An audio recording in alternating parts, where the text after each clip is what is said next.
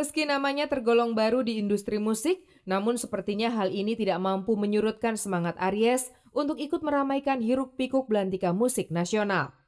Bagi Aries, persaingan bukanlah sesuatu hal yang harus ditakuti, melainkan harus dijadikan sebagai alat pendukung keberhasilannya di dunia tarik suara. Oleh karena itu, dalam album terbarunya kali ini, ia pun lebih memilih lagu bernuansa country. Ya, ini kita kan menawarkan satu konsep pop country yang mungkin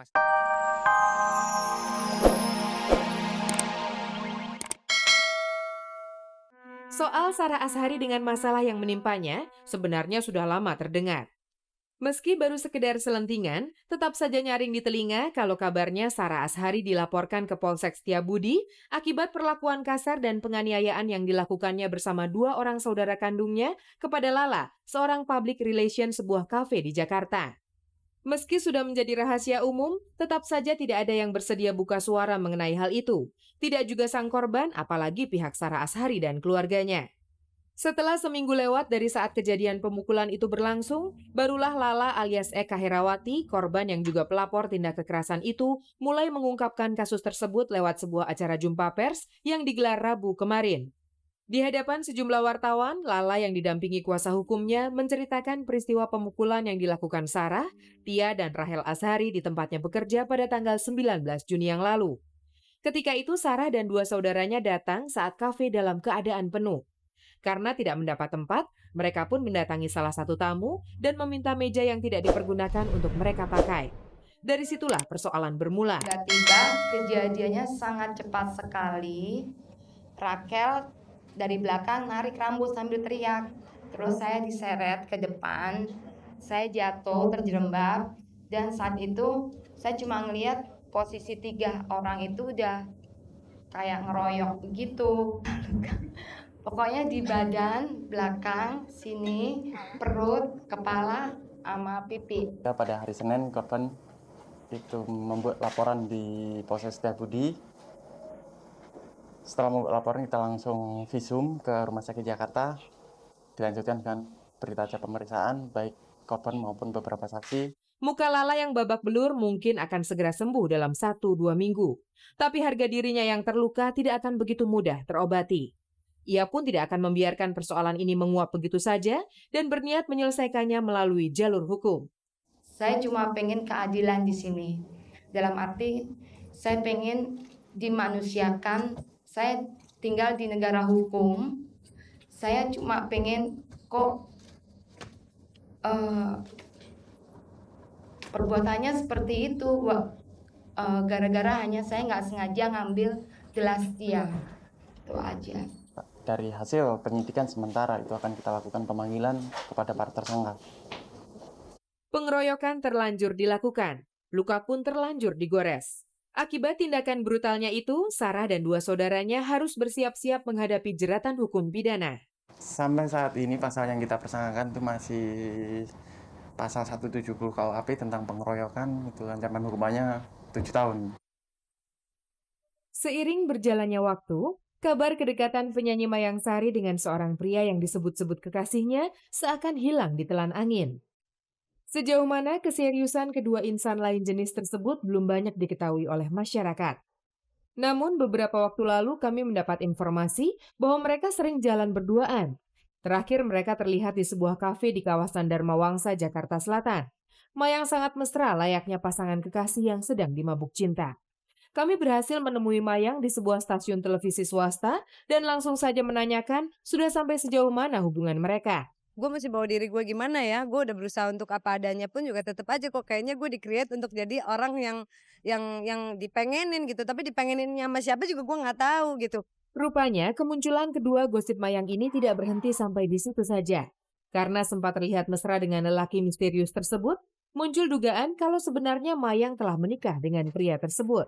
Tapi aku cuma bisa bilang berita itu nggak ada. Aku masih sendiri, memang sih aku udah married tapi sama keluarga aku, sama orang tua aku, sama kakak adik aku, tapi sama yang benar-benar jadi suami gue belum. Terlepas dari benar tidaknya kabar dan bantahan Mayang, namun satu hal yang pasti, setiap kali kami bertanya pada Mayang siapa sebenarnya jati diri pria misterius itu, Mayang selalu menghindar. Memangnya kenapa kamu selalu bersikap tertutup soal pria ini? Ya bukan tertutup, emang nggak ada yang harus gue tutup-tutupin, gue udah padanya tetap aja nggak percaya. Coba salah siapa? Orang itu yang mana? 2 kali, baru 2 kali, belum 100 kali, heran deh. Menjadi ketua dalam sebuah event bukanlah hal mudah. Apalagi kalau acara yang dimaksud adalah sebuah pesta rakyat alias pemilu. Banyak tanggung jawab dan beban moral yang sudah menanti untuk ditunaikan begitu kita didaulat menjadi seorang ketua di sebuah tempat pemilihan suara. Mungkin karena demikian beratnya tanggung jawab seorang ketua TPS, banyak orang enggan menjadi ketua TPS. Salah satu orang yang pernah menolak tawaran ini adalah Robi Tumewu. Saat kami menemuinya di sebuah acara, Robi mengaku belum lama ini ia baru saja menolak tawaran ketua RT tempatnya tinggal untuk menjadi salah satu ketua TPS. Saya malah mau disuruh jadi ini sama RT saya, ketua apa namanya? TKP. Kok TKP? TKP kejadian perkara. Apa namanya? TPS. Jadi ada 3 TPS gitu. Saya suruh megang 1 jadi ketuanya. Gue bilang enggak, ribet. Salah satu alasan penolakan itu menurut Robi karena ia merasa dirinya belum mampu mengatur waktu kesibukan pribadinya dengan agenda kegiatan pemilu tanggal 5 Juli nanti. Sebenarnya pengen, tapi saya juga nggak mau kerja setengah-setengah ya. Meski namanya tergolong baru di industri musik, namun sepertinya hal ini tidak mampu menyurutkan semangat Aries untuk ikut meramaikan hiruk-pikuk belantika musik nasional. Bagi Aries, persaingan bukanlah sesuatu hal yang harus ditakuti, melainkan harus dijadikan sebagai alat pendukung keberhasilannya di dunia tarik suara. Oleh karena itu, dalam album terbarunya kali ini, ia pun lebih memilih lagu bernuansa country. Ya ini kita kan menawarkan satu konsep pop country yang mungkin masih space-nya masih kosong. Dan saya coba tawarkan tetap lagunya banyak tema cinta gitu. Jadi dengan nuansa yang memang khas country lah gitu ya. Lebih simple, lebih syairnya lebih simpel, udah itu notasi juga lebih banyak lah. Tidak hanya itu, ia juga menjadikan salah satu hits Iwan Fals yaitu Yang Terlupakan sebagai lagu andalannya. Salah satu alasan mengapa ia mengambil lagu tersebut sebagai lagu andalan karena ia sadar masih banyak orang belum mengenal karyanya. Memangnya kamu nggak takut nama kamu berada di bawah bayang-bayang Iwan? Oke, pertama kali mungkin seperti itu, tapi nanti lama-lama mungkin orang akan melihatnya secara utuh gitu. Mungkin nanti kan seperti usai, insya Allah akan dibuatkan klip keduanya. Terjun ke dunia seni peran memang pilihannya sejak kecil. Ida Kusuma yang juga merupakan salah satu anggota dari Golden Girls ini mengakui bahwa awal karirnya justru ditentang oleh kedua orang tuanya. Namun hal tersebut tidak menjadi halangan. Terbukti saat masih duduk di bangku SMP, Ida mampu memainkan filmnya untuk pertama kali. Racun, Nak. Ternyata dia itu penipu. Dia itu mengincar ya harta Mami. Dia sudah pergi sekarang. Dasar penipu. Dia gak punya apa-apa. Gembel.